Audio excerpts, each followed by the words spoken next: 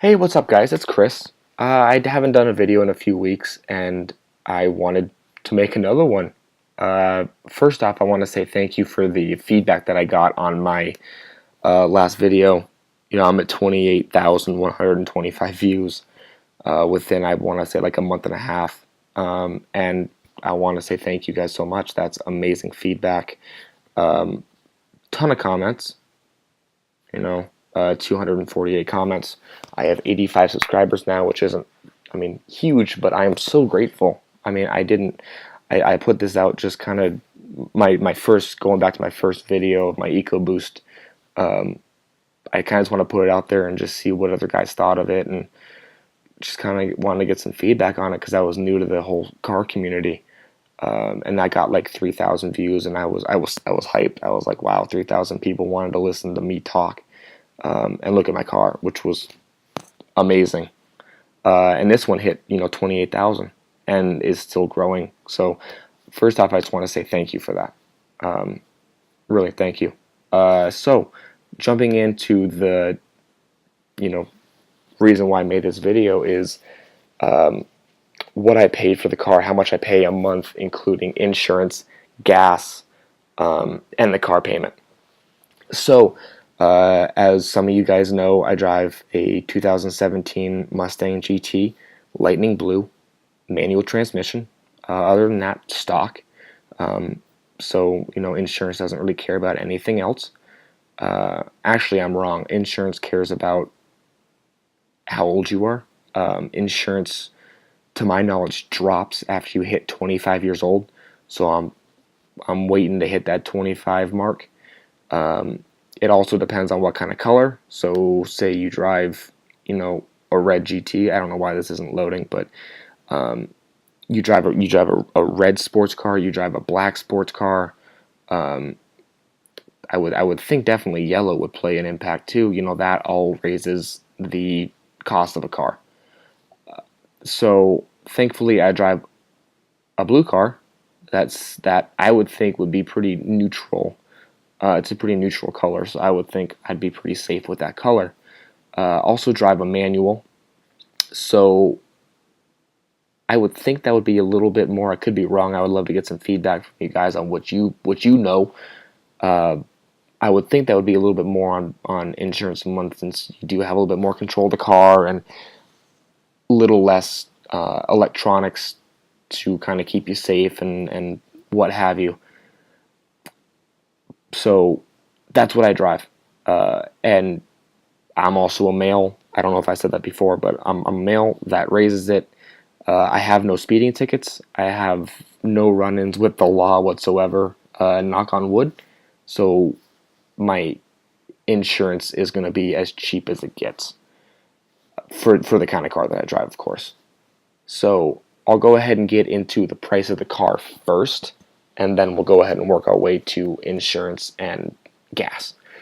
So my total out the door for the Mustang GT is, I want to say, about almost $33,000.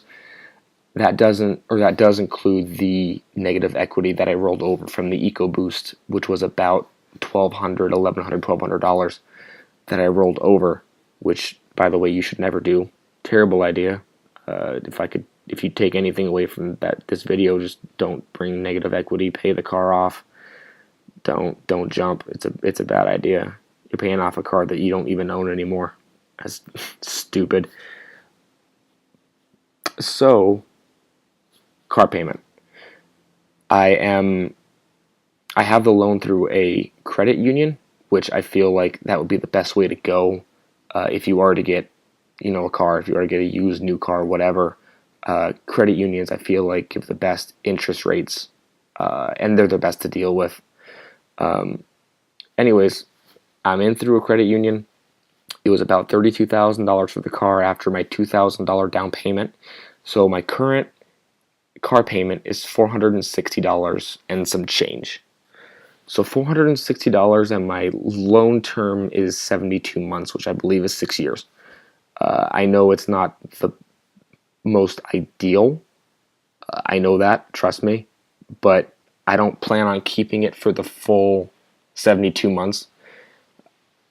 but I needed, a monthly payment that would work for me, and that's what I went with. 72 months at 460 a month. I'm of course paying more than what is, requested of me. I'm paying about 500 a month, just so I don't do the same thing I did with the EcoBoost. I don't roll over negative equity. I'm trying to keep mileage down, so I don't have to pay, $1, $2, $3,000 when I go to trade in my car. I don't want to add that to the new loan. So that's already done. That's awesome. That was quick. So this is I don't mean to be ADD or anything, but this is the 2018 Mustang GT, of course. That's $44,000. It's about $11,000 more than I have right now, so that is out of the picture. Anyways, may as well just look at some new Mustang GT pictures. So $460 a month for the car payment, which is okay. I can survive with that. I love the car, so I'll live with it. $460 a month, and then I moved to insurance, which is $214 and some change. So $214 a month for my insurance. I know that's high, but when I did some research for people in my age group, which is like 18 to 24, I believe, I'm right in the median, which I feel pretty good for. I mean, driving a 2017 Mustang GT, paying $214 a month. Is it ideal? No. Is it? I mean, I'm not paying $150 a month, but I sacrifice to do what I love, and I love driving this car, so I'm gonna sacrifice it. So $214 a month for my insurance. Not the best. I'm currently with USAA. That's the best deal that I could find at the time. I would love to get your guys' feedback if you're in my age group with no tickets, no anything, clean driving record, and you're getting cheaper than $214 a month. I would love to hear from you. It also depends, I believe, on what city you live in and whatnot, so that plays a part as well. So we're not all going to be even, unfortunately, but that's what I pay. So $214 a month. So we're at about, give or take, $650 a month, just for insurance and car payment, and then we get to gas. So gas, I average. I mean, of course, I drive a manual GT. I'm not going the speed limit all the time. I'm not staying at 2,000 RPMs all the time either. So I average about 14 miles to the gallon. Not great at all. Coming from the EcoBoost, I was averaging like 23, 24 miles to the gallon. So kind of sucks, but I'm willing to give that away to drive a really cool car. So anyways, 14 miles to the gallon. I would estimate I'm about $150 to $130 a month just for gas. I don't drive that much. I try not to drive as much because just gas is so much. I live right outside of Phoenix, Arizona, so it's about $2.40 a gallon for premium because I have my tune. So it's about $2.40, $2.50 a gallon, give or take. So that adds up. I'm going to fill up probably. I drive my car only to half tank because I don't know if it's true or not, but anywhere below half tank, you start to lose MPGs. I know it's not huge, but you do start to lose it, and I would rather not lose any. So I refill at half tank, and I do that. I try to do that once a week. More than I usually do it twice a week, unfortunately, but I try to do it once a week. So it's about $150 a month for gas. So I'm at about $810 a month total for the car. Not that great, but again, I love the car, so I'll survive. I would just love to get your guys' input on what you guys pay a month, especially if you're in my age group, again, about 18 to 24. I would love to hear what you guys are paying, what insurance companies you're with, if you're with, Wells Fargo, Bank of America, a credit union, whatever.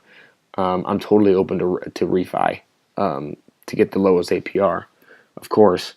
So yeah, I would love to know what you guys are doing. I would love to know how you guys, figured it out, and I would, I'd be interested in doing it myself. So again, just want to say thank you for the love on the video. 28,000 views, gotta love it. 85 subscribers. I'm up like 45 since my last video. So I love it. Thank you guys so much for the feedback. And yeah, I would love to hear. What is this? Wow. Okay. I would love to hear what you guys have to say about the insurance and whatnot. So before I start rambling on, just want to let you guys go. Thank you again so much. Make sure to like and subscribe, and I look forward to speaking with you guys here in the next few days in the comment section. Thank you so much.